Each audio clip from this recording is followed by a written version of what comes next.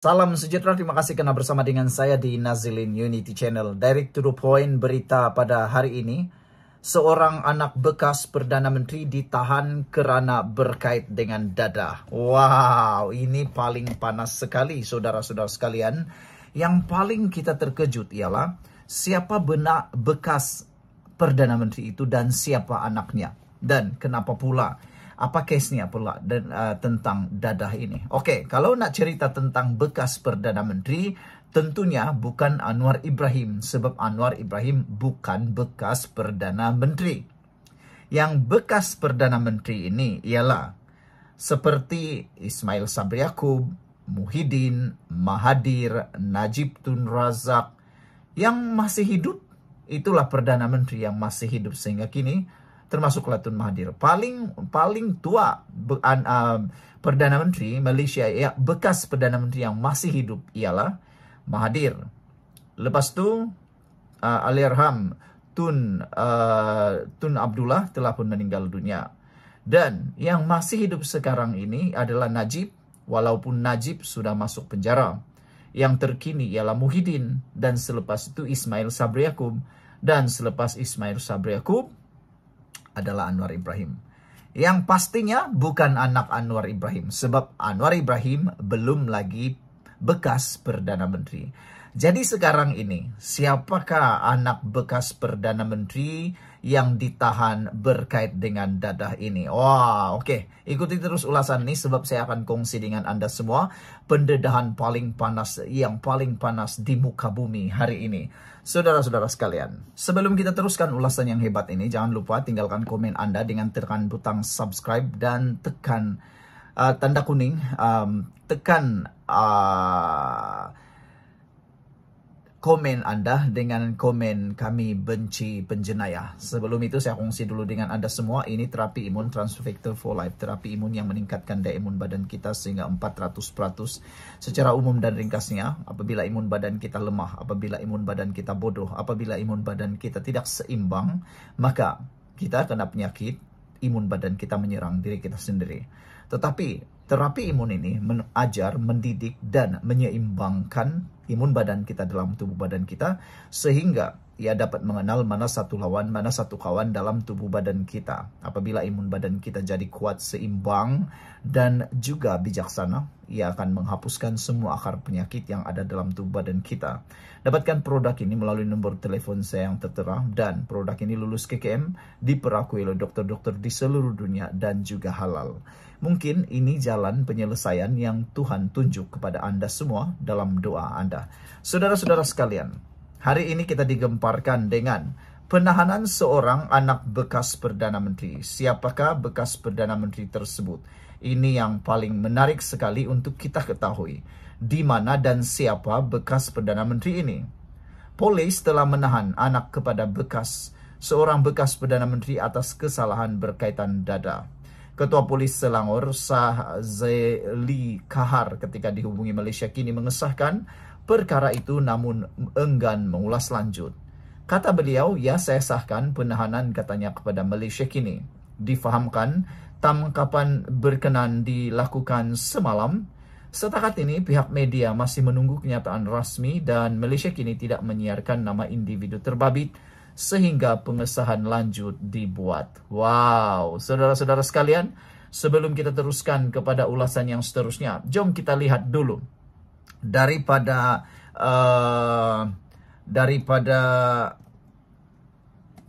laporan-laporan berita di tempat yang lain. Tadi Malaysia kini tidak memberitahu siapakah penjenayah ataupun siapakah yang terlibat dengan dadah tersebut. Anak siapapun tidak diberitahu di dalam Malaysia kini. Di Harapan Daily belum ada lagi laporannya. Jom kita tengok di FMT pula. FMT, kita cuba tengok adakah FMT sudah mempunyai maklumat siapakah anak bekas Perdana Menteri yang telah pun ditangkap berkait dengan dadah tersebut. Wow, ini benar-benar menarik. Saudara-saudara sekalian, apa yang menariknya ialah di dalam FMT, dalam berbahasa Melayu, belum ada laporan yang diberikan dalam bahasa Melayu. Tetapi dalam bahasa Inggris, sudah ada laporan ditulis di FMT. Son of former national leader held over drugs, kata laporan ini. Siapa yang terlibat, kita akan ketahui nanti. Menurut laporan di FMT ini, beberapa clue sudah diberitahu. Antaranya ialah apa yang ditulis di sini. The son of former national leader was arrested yesterday after police found drugs in his vehicle during a traffic stop on the Sprint Highway near the Damansara Toll Plaza. Wow. Selangor Police Chief Sazeli Kahar confirmed that arrest of the man who is in his 20 in the early hour of Saturday.